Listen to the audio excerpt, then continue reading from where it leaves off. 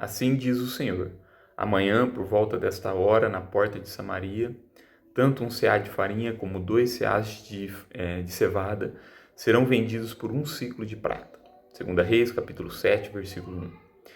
Este versículo mistura medidas antigas e moeda antiga, dificultando a conversão para os dias atuais. Contudo, o entendimento é claro. O profeta Eliseu, em resposta à pergunta do rei, por que devo continuar a esperar no Senhor? É uma pergunta que muitos fazem em momentos de grande dificuldade. Afirma que no dia seguinte haveria comida abundante, suficiente e acessível para todos. Devido ao cerco à cidade de Samaria pelo exército da Síria, com comida praticamente inacessível, o povo estava em fome extrema. Deus, então, por meio do profeta, promete abundância repentina. Nessa história, Deus muda o cenário, mostrando não só que ele pode prover comida, mas que ele pode reverter completamente uma situação de escassez extrema para a abundância acessível da noite para o dia. Em uma analogia à nossa salvação em Cristo, Deus faz algo muito semelhante. Ele reverte de forma repentina nossa condição de condenação e perdição em graça e salvação. Em Jesus, Deus provê comida abundante, suficiente e acessível para todos. É claro que dessa vez, não qualquer comida, mas aquela comida que dura para a vida eterna. Em João capítulo 6, Jesus afirma ser exatamente este pão. No versículo 27, ele diz: não trabalhem a fim de conseguir a comida que se estraga, mas a fim de conseguir a comida que dura para a vida eterna. E a seguir afirma que Deus quer que creiam nele. E no versículo 35 declara: eu sou o pão da vida. Quem vem a mim nunca mais terá fome. Quem crê em mim nunca mais terá sede. Deus pode mudar qualquer situação de uma hora para outra. Ele abriu o mar quando não tinha mais saída.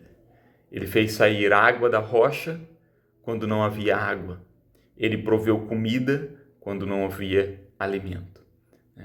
Como afirmou Jesus em Mateus 19, 26, para o homem é impossível, mas para Deus todas as coisas são possíveis. Ele pode todas as coisas. Ele pode nos trazer cura e ele pode suprir todas as nossas necessidades terrenas, assim como ele pode também perdoar todos os nossos pecados e nos dar vida eterna. Afinal, Jesus pagou o preço. Aquele que nunca pecou morreu em nosso lugar. Um preço muito maior do que o nosso pecado foi pago para nos resgatar. Como afirma Lutero, ele, Jesus, é o preço generoso verdadeiramente pago por nós. Graças a Jesus, tem perdão para o seu pecado, tem alimento em abundância para a sua alma. Não só para você, mas para todo mundo.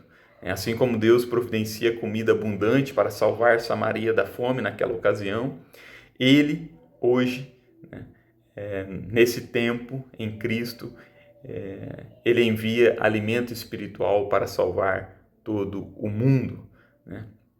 E assim como naquela ocasião de Samaria, a provisão foi suficiente para salvar todos, agora Deus provê em Cristo salvação para todos de todo o mundo. Como afirma 1 João capítulo 2, versículo 2, Ele, Jesus, é a propiciação pelos nossos pecados, e não somente pelos nossos, mas também pelos pecados de todo o mundo. E Tito capítulo 2, versículo 11, porque a graça de Deus se manifestou trazendo salvação a todos os homens. Podemos confiar em Deus e recorrer a Ele para suprir todas as nossas necessidades terrenas, menores e de agora. Contudo, o mais importante é saciar a nossa alma. Apesar de alguns não se darem conta, com relação à justiça de Deus, a nossa salvação, todos estão famintos e carecem de salvação, carecem de graça. Como disse Paulo em Romanos 3, 23, 24, pois todos pecaram e carecem da glória de Deus, sendo justificados gratuitamente por sua graça mediante a redenção que há em Cristo Jesus.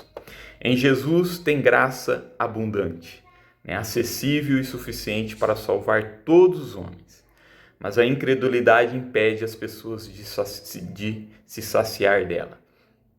Para sermos realmente salvos, não basta que a salvação esteja disponível, né? Precisamos reconhecer a nossa carência dela e nos apropriar dela pela fé.